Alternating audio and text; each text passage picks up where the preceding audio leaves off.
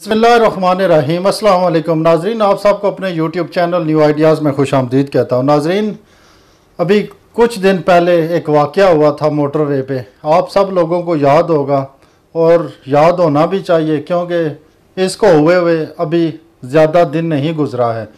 और जिस तरह इस वाक़े को सोशल मीडिया पे हाईलाइट किया गया, उसके बाद इलेक्ट्रॉनिक्स मीडिया पे हाईलाइट किया गया, तो यह केस इतनी जल्दी भूलना नहीं चाहिए। वो वाक़या क्या हुआ था आपको पता है कि मोटरवे पे एक औरत के साथ उसके बच्चों के सामने गलत काम किया गया था। तो वाक़या यही था कि वो औरत अपने घर जा रही थी, रास्ते में उसकी गाड़ी का पेट्रोल ख़त्म हुआ और वो उधर खड़ी थी इंतज़ार में। उसने अपने किसी रिश्तेदार को फ़ोन किया तो वो उनके आने का इंतज़ार कर रही थी। इतने देर में कुछ दो डाकू आए, दो दरिंदे आए। उन्होंने औरत को कहा कि गाड़ी से बाहर निकलो। जब औरत ने इनकार किया तो उन्होंने असले के ज़ोर पे उस औरत को बाहर निकाला, गाड़ी का शीशा तोड़ दिया और उसको घसीट के जंगल में ले गए। पहले औरत ने भागने की कोशिश की। जब औरत भागी तो उन्होंने उसके बच्चों को मारना शुरू कर दिया। जब औरत ने बच्चों के रोने की आवाज़ सुनी तो वो औरत वापस आ गई, और जब वापस आई तो उन दरिंदों ने उस औरत को पकड़ लिया और उसको घसीट के जंगल में ले गए। जब ये सब कुछ हो रहा था तो पास से एक गाड़ी गुजरी। उस गाड़ी वाले ने जब देखा ये सब कुछ तो उसको शक हुआ कि इधर कुछ गलत हो रहा है, और उस आदमी ने 15 पे कॉल की। जब 15 पे कॉल गई तो पुलिस, पंजाब पुलिस और मोटरवे पुलिस आपस में एक दूसरे के ऊपर यही इल्ज़ाम और बातें करते रहे कि मोटरवे वाले कहते उधर हमारी हदूद नहीं है और पंजाब पुलिस कहती रही कि हमारी हदूद नहीं है। इतनी देर गुजरने के बाद जब पुलिस वहाँ पहुँची तब तक काफ़ी देर हो चुकी थी। तकरीबन कहते हैं कि 15 पे कॉल करने के 2 घंटे के बाद वार्डन वाले उधर गए हैं। जब वार्डन वाले गए हैं तो तब भी वो दरिंदे जंगल में मौजूद थे। वार्डन की फायरिंग के बाद दरिंदे जो है वहाँ से भागे हैं और औरत जो है वो बाहर आई है। उसके बाद औरत की ने अपनी शनाख्त जो है वो ज़ाहिर नहीं की, और अल्लाह का शुक्र है कि ज़ाहिर नहीं हुई। काफ़ी ज़्यादा इस दरिंदगी के ऊपर हर तरफ से लोगों ने अफसोस किया। और जब ये वाक़या इतना ज़्यादा सोशल मीडिया, इलेक्ट्रॉनिक्स मीडिया पे हाईलाइट हुआ तो उसके बाद नोटिस लिए गए। जैसा कि नोटिस लिया जाता है, वज़ीर आला साहब ने नोटिस लिया, वज़ीर आज़म साहब ने नोटिस लिया, और उसके बाद कार्रवाई शुरू हो गई।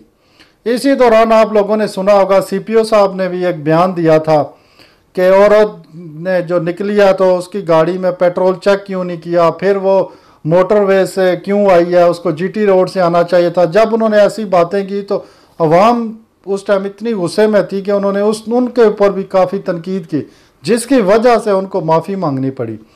बहरहाल उसके बाद DNA टेस्ट से मुल्ज़िमों की शनाख्त हो गई, उनकी तस्वीरें सामने आ गई, और उनमें से एक जो है शफकत, वो गिरफ़्तार है, इस टाइम जेल में है। लेकिन जो मरकज़ी मुल्ज़म है आबद, वो अभी तक पुलिस की हिरासत में नहीं आ सका। क्यों नहीं आ सका ये अल्लाह जानता है कि इतने बड़े केस में इतने वसाइल इस्तेमाल करने के बावजूद भी एक बंदा गिरफ़्तार नहीं हो सका। और सुना है कि 3-4 टाइम तो ऐसे आए हैं कि पुलिस के सामने से वो भाग गया है। जब भी पुलिस छापा मारने जा रही है तो उसको पहले से इन्फॉर्मेशन मिल रही। तो जो अभी अफसोसनाक एक खबर आई है वो मैं आपको साथ शेयर करने जा रहा हूँ कि अभी सुनने में आ रहा है कि वो फैमिली जो है वो बाहर शिफ्ट होने जा रही है, मुस्तकिल तौर पे वो पाकिस्तान को छोड़ रहे हैं। ये जब मैंने खबर सुनी, पढ़ी, तो बहुत ज़्यादा दुख हुआ। प्राइम मिनिस्टर साहब इमरान खान साहब, आप तो कहते थे इलेक्शनों से पहले कि बाहर से लोग इस मुल्क में नौकरियां करने आएंगे। वो तो हमें होता हुआ नज़र नहीं आया इन 2 सालों में, और आगे भी ऐसी कोई उम्मीद नहीं है।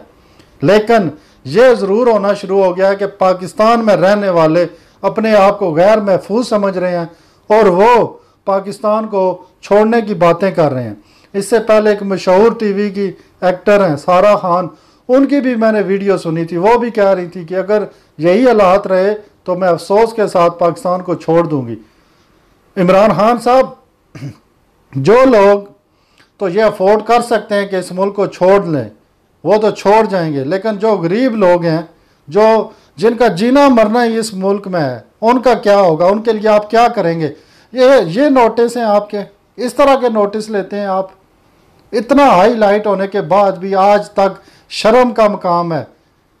वैसे तो हर बंदा फौज के बजट पे बड़ी बातें करता है, तो आज पंजाब पुलिस का बजट कितना है? केस हाईलाइट हुआ, उसके ऊपर कारकर्दगी इनकी ज़ीरो है। तो जो केस सोचें सिर्फ थानों तक रहते हैं, उनका क्या होता होगा?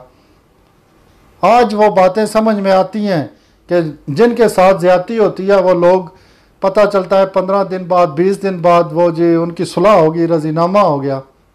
कैसे होता होगा? ऐसे ही होता होगा।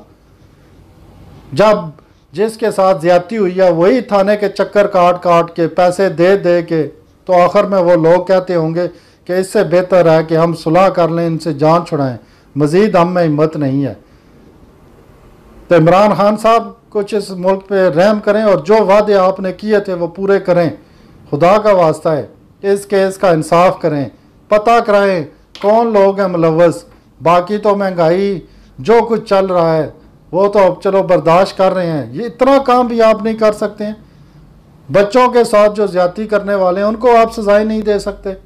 सबका एक यही इस तरह की सोच बन गई है। जो इस मुल्क के करते धरते हैं, बड़े हैं, उन्हें पता है कि जो शोर उठे तो नोटिस ले लो, जिसका ना उठे उसको दफ़ा करो, और अगर मजलूम ज़्यादा शोर शराबा करे तो उसको कत्ल करके खुदकुशी बना के ख़त्म कर दो।